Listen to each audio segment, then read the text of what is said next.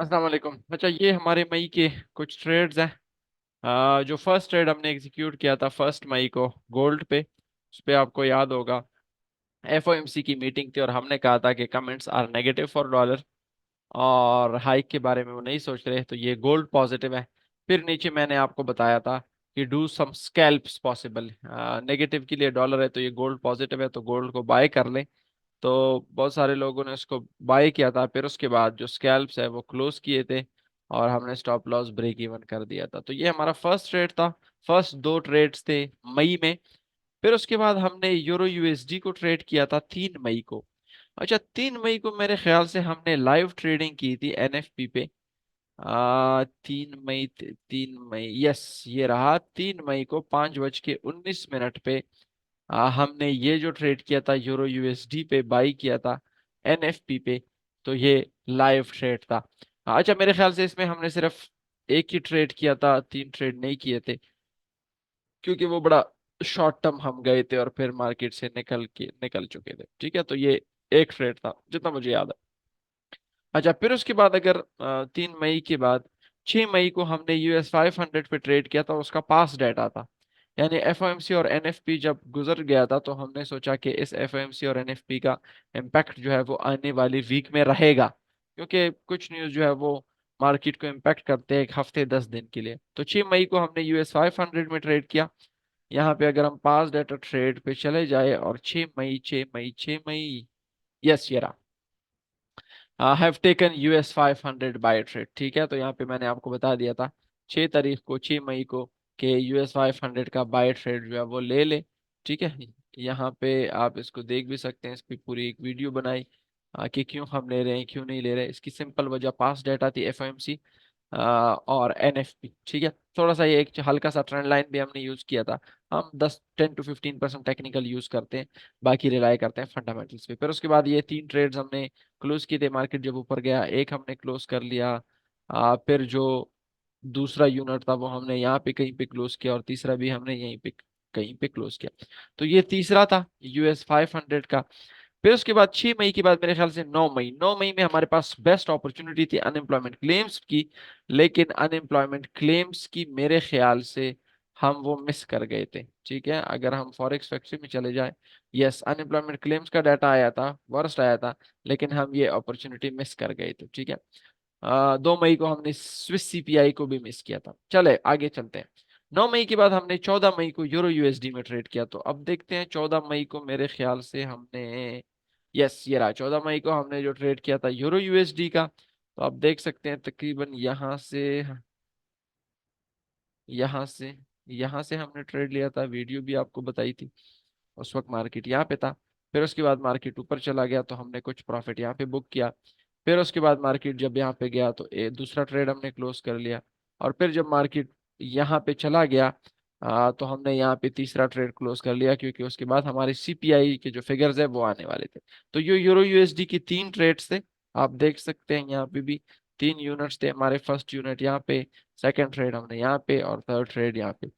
फिर उसके बाद 14 मई के बाद हमने फिर एक और ट्रेड लिया था 16 मई को। यस, अच्छा 16 मई को मेरे ख्याल से हमने वीडियो कमेंट्री में 16 मई में क्रिप्टो मार्केट, 16 मई, 16 मई, 16 मई, 13 मई, यस ये जो 15 मई है मेरे ख्याल से इसमें हमने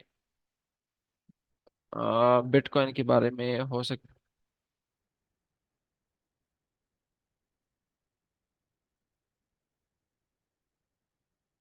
ये 16 मई का मेरे ख्याल से ये रिपोर्ट है। अच्छा यहाँ पे,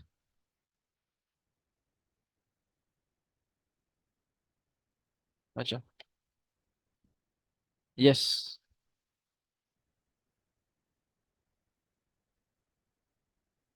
ठीक है, यहाँ पे हमने इस, ठीक है, यहाँ पे मैंने बताया था कि यहाँ पे आप इसको बाय कर सकते हैं। ठीक है, तो ये बिटकॉइन के 2 3 ट्रेड्स थे, ये भी हमने क्लोज 64,000 से, और ये 69,000 तक मार्केट जो है वो ऊपर गया था। फिर 22 मई को हमने एक ट्रेड एग्जीक्यूट किया था UDNZD पे। उसका भी आप देख सकते हैं, पास डेटा पे ट्रेड्स थे। पास डेटा या सिग्नल्स में मेरे ख्याल से होंगे। सिग्नल्स में ओवरऑल, यस ये रहा AUD एनजेडी का ट्रेड, I taking AUD NZD sell. वो ऑस्ट्रेलियन न्यूजीलैंड का जो सेंट्रल बैंक था उस पर हमने ट्रेड लिया था। मार्केट उस वक्त यहाँ पे था जिस वक्त हमने ट्रेड लिया। फिर उसके बाद मार्केट यहाँ पे चला गया, फर्स्ट यूनिट हमने क्लोज कर लिया। फिर मार्केट यहाँ पे चला गया, दूसरा ट्रेड हमने क्लोज कर लिया। करते करते तीसरा जो हमारा टारगेट है वो हिट हो गया, और AUD NZD भी हमने क्लोज कर लिया। तो ये मेरे ख्याल से कितने ट्रेड्स बनते हैं, 1 2 3 4 5 6, 4 5 6 और ये 7, फिर उसके बाद 8 9, फिर 10 11 12 13 14, यस 14 ट्रेड्स हमने लिए थे और 2 ट्रेड्स हमसे मिस हो गए थे। अच्छा, इसमें आपने ये ख्याल रखना है कि इट्स नॉट अबाउट कि आपके कितने ट्रेड्स हैं। ज्यादातर लोगों के 100 ट्रेड्स होते हैं एक महीने में, लेकिन मसला ये होता है कि end of the month 100 trade के बाद भी लॉस में होते हैं, तो उसका कोई फायदा नहीं है। बेशक आपके ट्रेड्स 3 हो 4 हो 5 हो 10 हो 12 हो 15 हो, लेकिन आप प्रॉफिट में एंड ऑफ द मंथ, आप मंथ के एंड में प्रॉफिट में है, तो ये आपकी बहुत बड़ी कामयाबी है।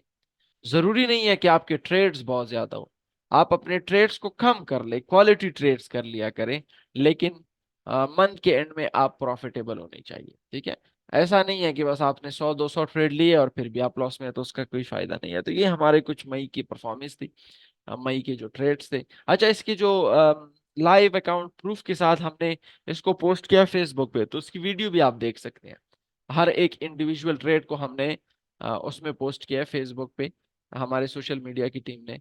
तो वो भी आप देख सकते हैं, एक एक की वीडियो हमने अपने यूट्यूब चैनल पे भी और फेसबुक पेज पे भी अपलोड की है।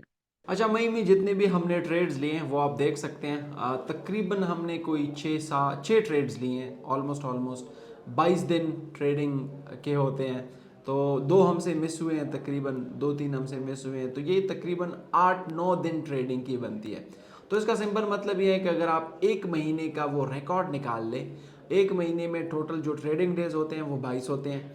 8 9 दिन जो है वो आपको मार्केट ने अपॉर्चुनिटी दी है कि आप उसमें ट्रेड कर लें।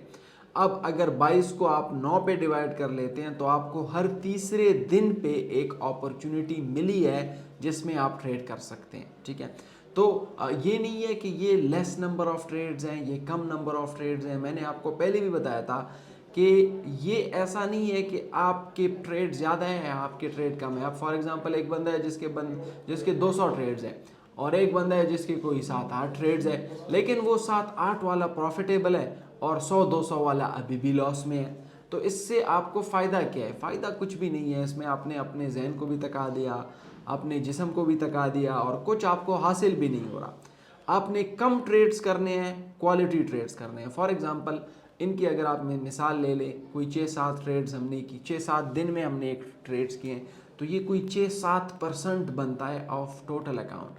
तो अगर किसी के पास $1,00,000 का फंडेड अकाउंट है और ये 6 7%, इट्स मीन कि 6 7 हज़ार डॉलर हो गए। या अगर आपके पास 2 लाख का अकाउंट है तो ये $14,000 बनते हैं। अगर ये $50,000 छोटा अकाउंट भी है आपके पास, तो भी आपके $3,500 बन जाते हैं। और इस पे हमें बेहद खुशी है कि हमारे इस मंथ में कोई भी ट्रेड लॉस में नहीं गया। तो 7 8% जो रिटर्न्स है इन अ मंथ फंडेड अकाउंट पे, जो 7 8% अगर आप बना लेते हैं तो ये मोर देन इनफ है। इससे आप एक अच्छा लाइफस्टाइल गुजार सकते हैं। और इसी तरह 22 दिन में अगर हर दूसरे तीसरे दिन आपको ट्रेड मिल रहा है तो मेरे ख्याल से ये एक अच्छी स्ट्रेटजी है, अच्छा पॉइंट है, इसको आपको कंटिन्यू करना चाहिए। तो ये हमारे मई का आपके साथ रिकॉर्ड था जो कि हमने आपके साथ शेयर किया। Thank you very much.